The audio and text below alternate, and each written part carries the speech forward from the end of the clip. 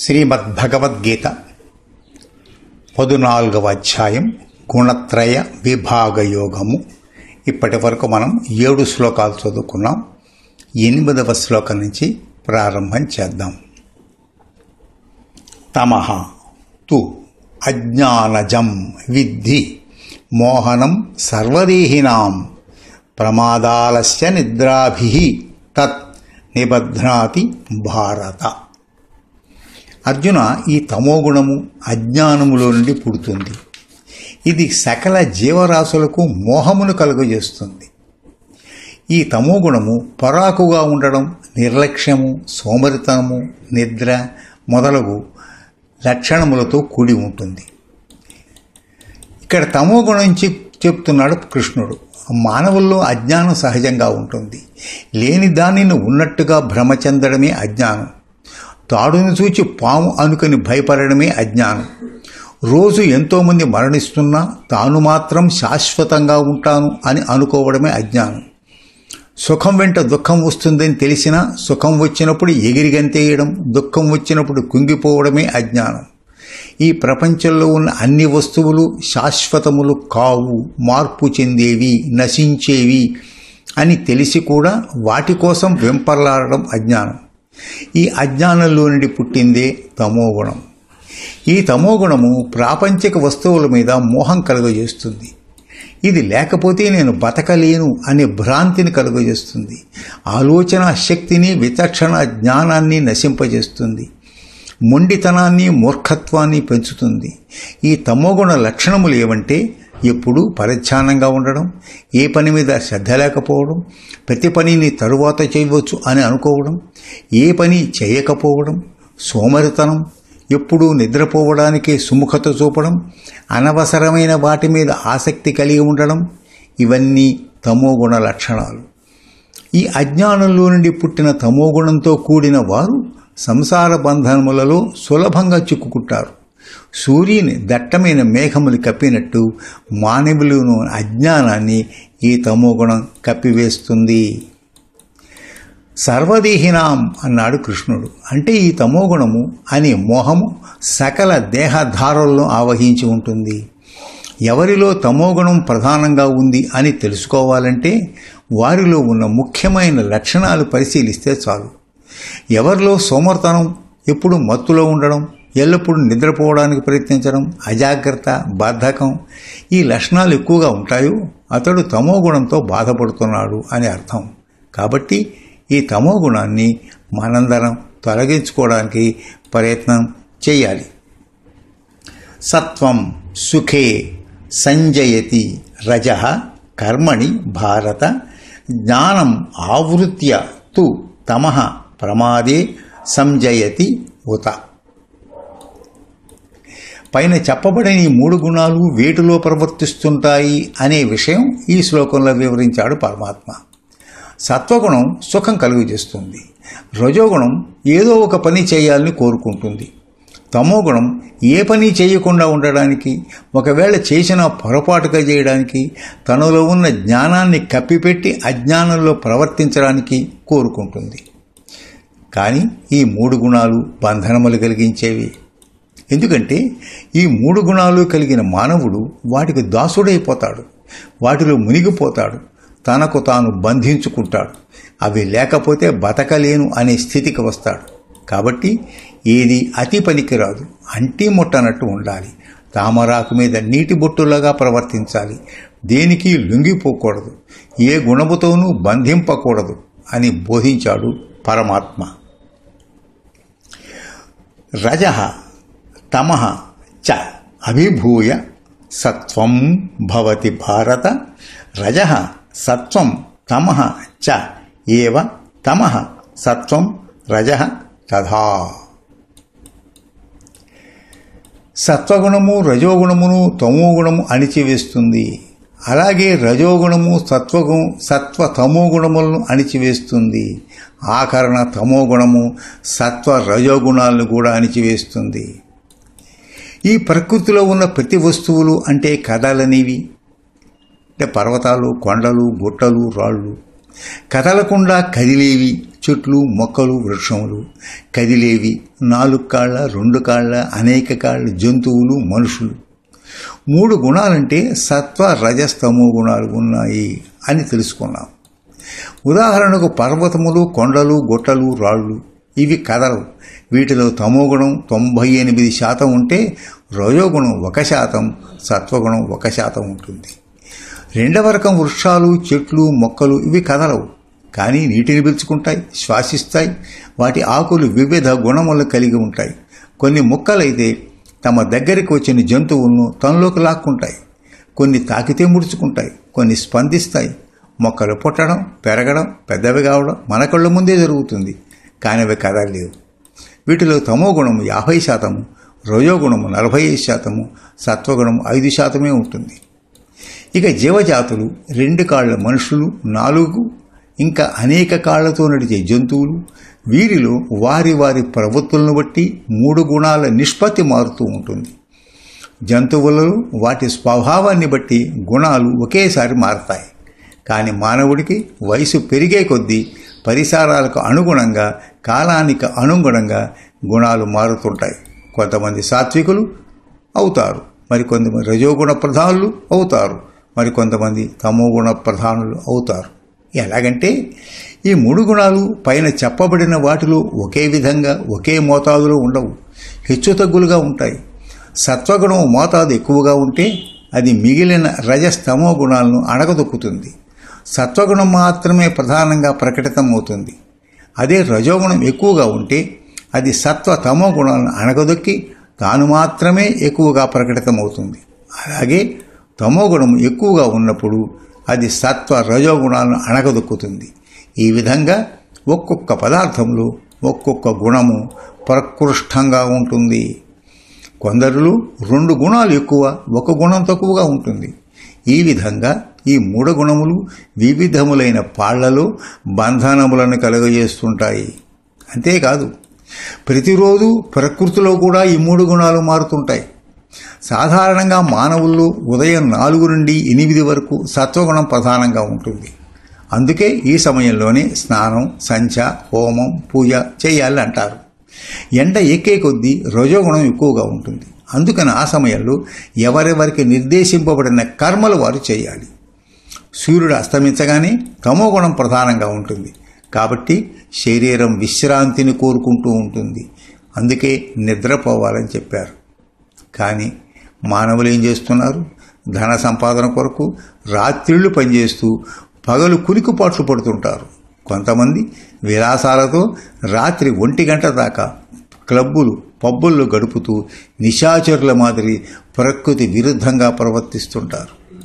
కాబట్టి వివేకి అయిన మానవుడు ఏ గుణమునకు బంధితుడు కాకూడదు. అన్నీ సమానంగా, పరిమితంగా అనుభవించాలి.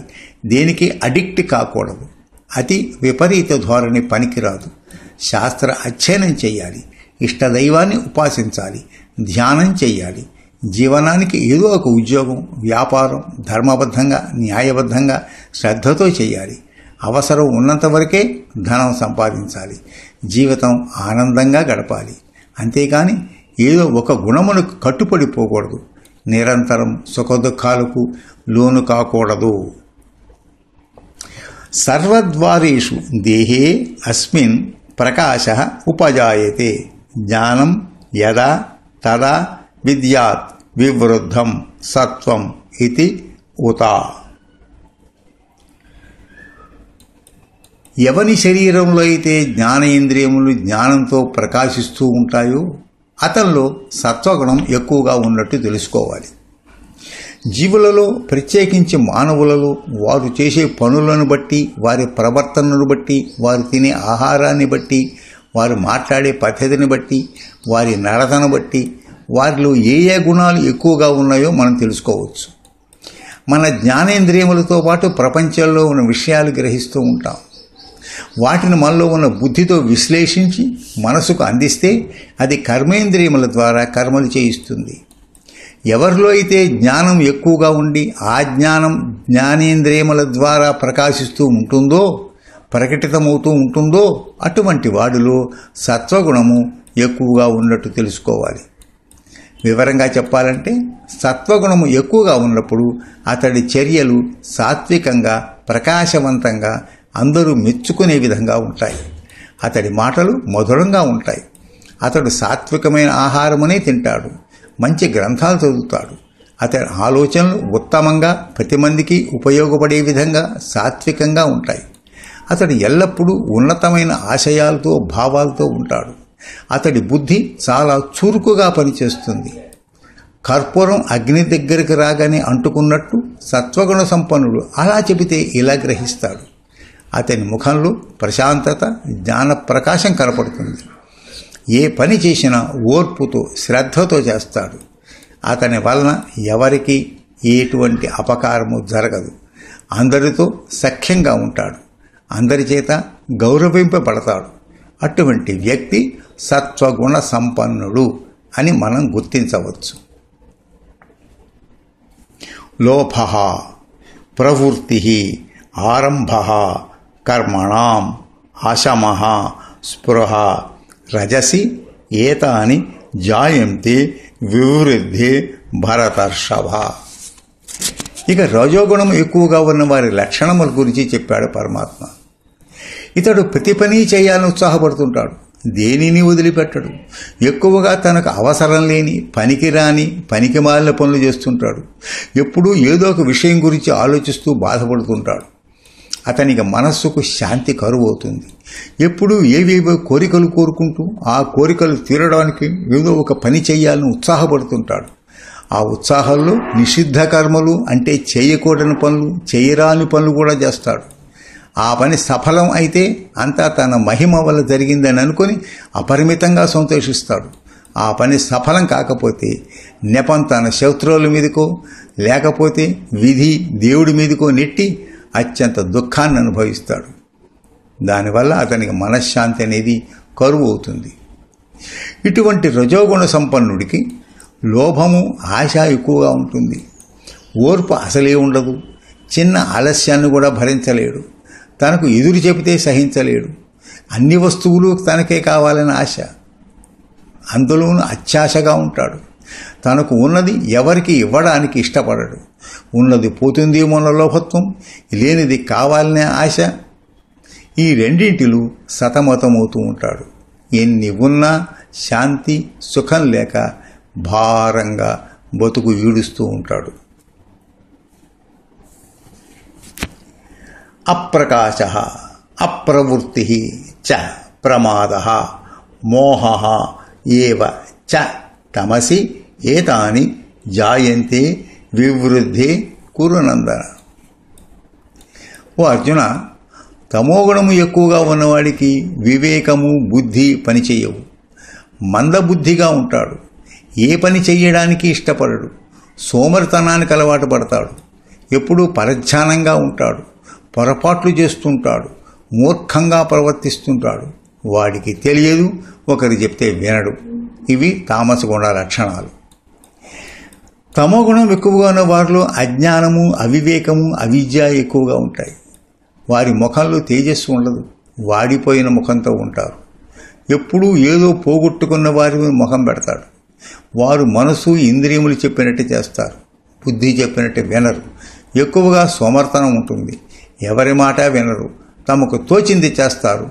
ఏమాత్రం జాగ్రత్తలు తీసుకోరు. అజాగ్రత్తగా ఉంటారు. ప్రమాదాలు కొని తెచ్చుకుంటారు. మూర్ఖంగా, మూఢంగా ప్రవర్తిస్తారు. అన్నీ తమకే తెలుసు అనే అపోహలో ఉంటారు. ఉన్నది లేనట్టు, లేనిది ఉన్నట్టు భ్రమలో ఉంటారు. పొరపాట్లు చేస్తుంటారు. పరధ్యానంగా ఉంటారు. చూచిన ప్రతి వస్తువు మీద మోహం పెంచుకుంటారు. అది నాకు కావాలని మూర్ఖ పట్టుదలతో ఉంటారు. రావణాసురుడు, కుంభకర్ణుడు, సుయోధనుడు వీరికి ప్రతీకలు.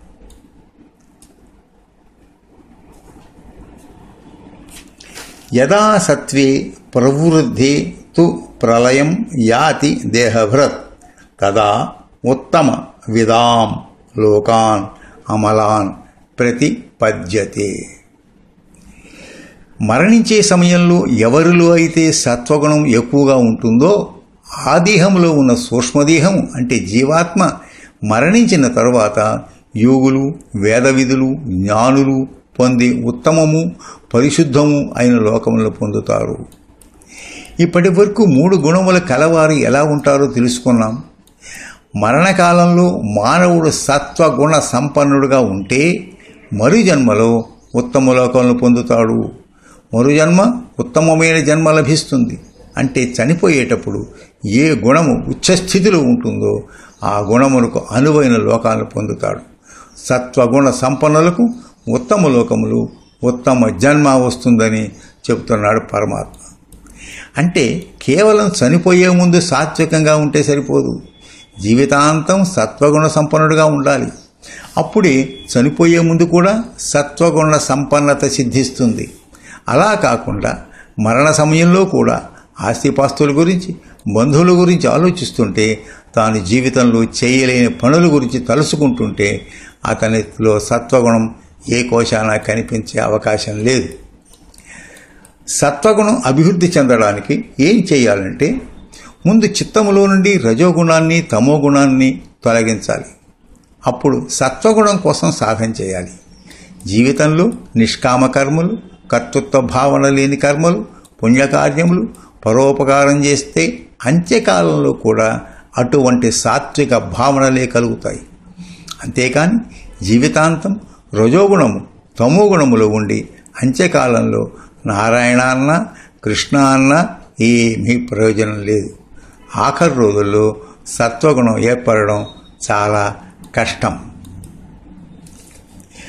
రజసి ప్రళయం గత్వా కర్మ సంగిషు జాయతే తథా ప్రలీనః తమసి మూఢ యోనిషు జాయతే. ఈ విధంగా అంత్యకాలంలో రజోగుణము ప్రధానంగా ఉన్నవారు ఎక్కువగా కర్మలు చేసే అవకాశం ఉన్న జన్మలు ఎత్తుతారు. అలాగే మరణ సమయంలో తామస ప్రవృత్తి కలిగిన వారు మరుజన్మలో మూఢుడు, అవివేకి, అజ్ఞానిగానో లేక అటువంటి లక్షణములు కల జంతువుగానో పక్షిగానో జన్మిస్తాడు. సత్వగుణం ఎక్కువగా ఉంటే పుణ్యలోకాలు వస్తాయని చెప్పారు పరమాత్మ. ఇప్పుడు రజోగుణము తమోగుణము ఎక్కువగా ఉన్నప్పుడు మరణిస్తే వారికి జనన మరణ చక్రము తప్పదు అని అన్నారు. అంటే తాము చేసిన కర్మలకు ఫలము మానవులుగా పుట్టి మాత్రమే అనుభవించాలి, మరో మార్గం లేదు. కాబట్టి రజోగుణము ఎక్కువగా ఉన్నవారు కర్మల యందు ఎక్కువగా ఆసక్తి ఉన్నవారి గృహముల్లోనే జన్మిస్తారు. కానీ తమోగుణము ఎక్కువగా ఉన్నవారు మూఢయోనులు, అంటే ఏమాత్రం బుద్ధి జ్ఞానం ఆలోచన లేని వారింట్లో జన్మిస్తారు. అది మానవ జన్మ కావచ్చు, మృగ పశు పక్షి కీటక జన్మ కావచ్చు. ఎందుకంటే వాటికి ఆలోచన శక్తి ఉండదు, ఏది తోస్తే అది చేసేయడమే. వాటి సహజ లక్షణములను బట్టి అవి ప్రవర్తిస్తుంటాయి. వాటికి మంచి పనులు చేసే స్వతంత్రత, బుద్ధి జ్ఞానము ఉండదు. రజస్తమో గుణములలో జీవితాంతం పడి ఉన్నవారు మరణించిన తరువాత వారి గుణములకు తగ్గ యోనులలో పుడుతూ చస్తూ ఉంటారు. కాబట్టి జీవితాంతం సత్వగుణమును అలవరుచుకోవడమే మంచిది. మిగిలిన విషయాలు తర్వాయి భాగంలో తెలుసుకుందాం. స్వస్తి.